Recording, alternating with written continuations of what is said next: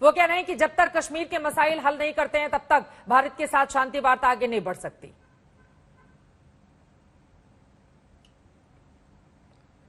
देखिए चित्रा जी, सबसे पहले जो बात मैंने पहले कही, नाम शरीफ रखने से कोई शरीफ नहीं होता है।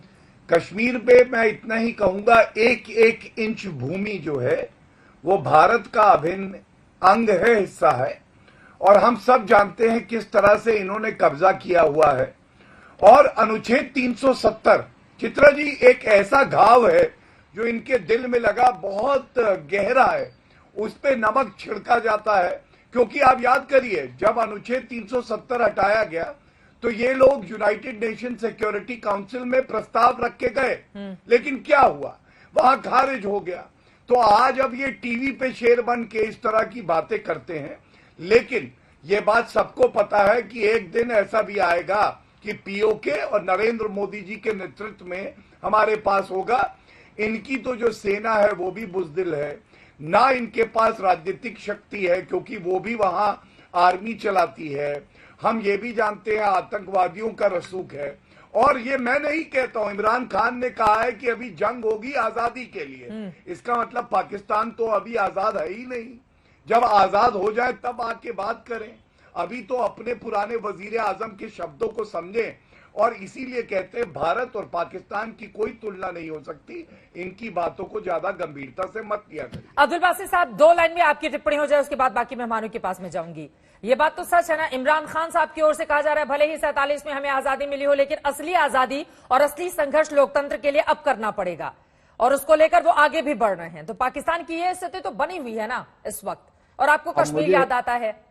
और मुझे हैरत ये है चित्रा जी के गौरव भाटिया साहब जैसे बड़े जीरक पॉलिटिशियन वो इन अल्फाज को उनके लिटरल मीनिंग में ले रहे हैं। ये सारी चीजें तो पॉलिटिकल रेटरिक का हिस्सा होती हैं, उनसे बेहतर कौन जानता है। बीजेपी से बेहतर, या जब वो समाजवादी पार्टी के मेंबर थे भाटिया साहब, उनसे बेहतर कौन जानता है कि सियासी रेटरिक क्या होता है। पूरा डिटेल लेके रखा है आपने भाटिया साहब के बारे में। मैं उस जमाने में भारत ही में था जब इन्होंने तब्दीली की थी, अपनी वफादारियां जब तब्दील की थी, मैं वहीं पे था। तो ये सियासतदान तो ये करते हैं, तो इनको हमारी वफादारी तो भारत के प्रति है। हमारी भी वफादारी पाकिस्तान के साथ है, कभी चीन कभी अमेरिका नहीं, हमारी वफादारियां पाकिस्तान के साथ ही हैं अल्हम्दुलिल्लाह। और जब तक पाकिस्तान एक मुस्तकिल मिजाजी के साथ अपनी मामलात को तय करता रहेगा तो हमें भारत के मशरे की भी ज़रूरत नहीं है। इस मामले हमारा अंदरूनी मामला है, हम इसको तय कर लेंगे। और मुश्किलात ज़रूर हैं, इसमें भी कोई शक नहीं है कि मुश्किलात ज़रूर हैं, लेकिन इंशाअल्लाह जो इस वक्त नेशनल असेंबली है वो इस पे गौर करेगी कि इलेक्शंस कब हों, इलेक्शन कमीशन के साथ मामलात तय होंगे।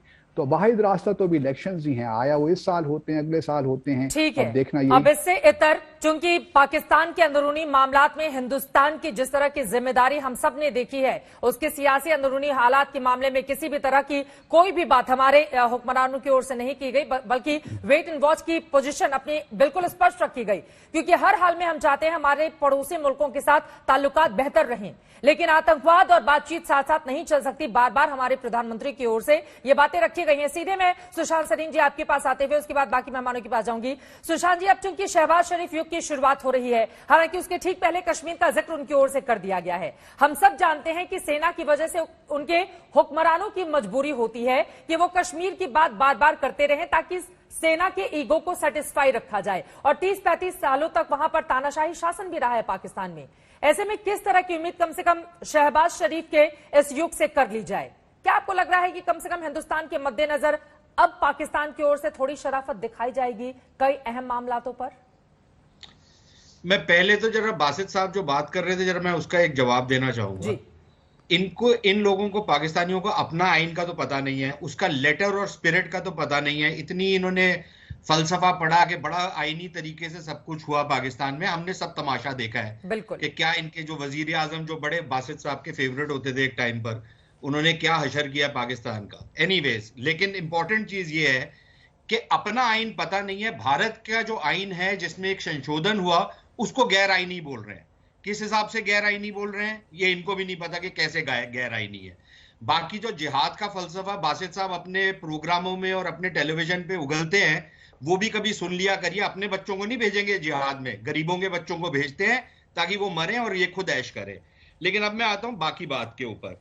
ये बात ये है कि देखिए, जो नवाज शरीफ थे, उन्होंने छोटी मोटी कोशिश की थी भारत के साथ नॉर्मलाइज करने की, लेकिन हर बारी उनको टिकने नहीं दिया गया।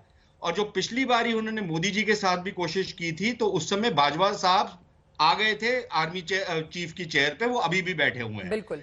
तो फौज ने हरदम एक तो उनके नीचे से, पैरों के नीचे से कलीन खींचा है जब भी उन्होंने भारत की तरफ कोई पेशरफ्त की है। तो मुझे नहीं लगता कि इस बार ये कोई ऐसा कदम उठाएंगे शहबाज शरीफ जिससे ये लगे कि भारत और पाकिस्तान के बीच में दोबारा से कोई बातचीत ठीक तरीके से हो सके।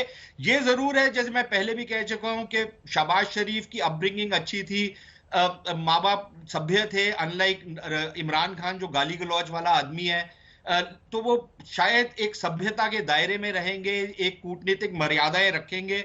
उससे ज्यादा मेरे को कोई ज्यादा एक्सपेक्टेशन नहीं है। एक और चीज कहता हूं मैं, देखिए, बहुत सारे देश ऐसे हैं जिनके बीच में किसी एरिया को लेकर के एक विवाद होता है, एक डिस्प्यूट होता है, एक इशू होता है। भारत और पाकिस्तान के बीच में भी अगर है तो उसमें कोई बहुत ज्यादा अचंभे की बात नहीं है। लेकिन ये कम ही होता है कि एक देश दूसरे देश के ऊपर आतंकवाद थोपता है और फिर बेशर्मी से यह कहता है कि जिस देश के ऊपर उसने आतंकवाद थोपा है वो वहां पर आतंकवाद कर रहा है। जो अभी हमने बेशर्मी देखी आपके प्रोग्राम पे, यह काम होता है। अगर पाकिस्तान एक अच्छी नियत के साथ आए और बोले जी ये विवाद है, चलिए इस पे बात करते रहते हैं, लेकिन हम ये जो तनाव का माहौल है, ये जो कत्लो गारत हमने मचाई हुई है पिछले 30 साल से कश्मीर के अंदर, जिस तरीके से हमने लोगों को वहां पर बरगलाया है, वो हम बंद कर देंगे। लेकिन वो बरगलाने का भी आज असर देख लें। इन्होंने कश्मीर के अंदर आजादी के स्लोगन पॉपुलर किए। आज इनकी नेशनल असेंबली में आजादी के स्लोगन लग रहे हैं। आज इनकी फौज को इन्हीं के लोग बोल रहे हैं चौकीदार चोर है। बहुत अच्छा है, और करें, ये वापस बूमरैंग होगा इनके ऊपर। बाकी बासित साहब जरा अपने बच्चों को भी नसीहत देना जिहाद लड़ने की।